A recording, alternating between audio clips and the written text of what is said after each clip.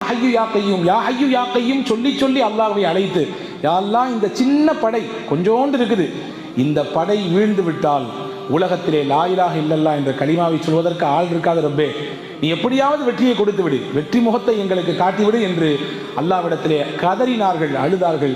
எந்த அளவுக்கு. எனவே இன்னைக்கு வள தொலைதவெல்லாம் பேசப்படுவதில்லை. ரெண்டே செய்தி மட்டும் சொல்லிக்கிறேன்.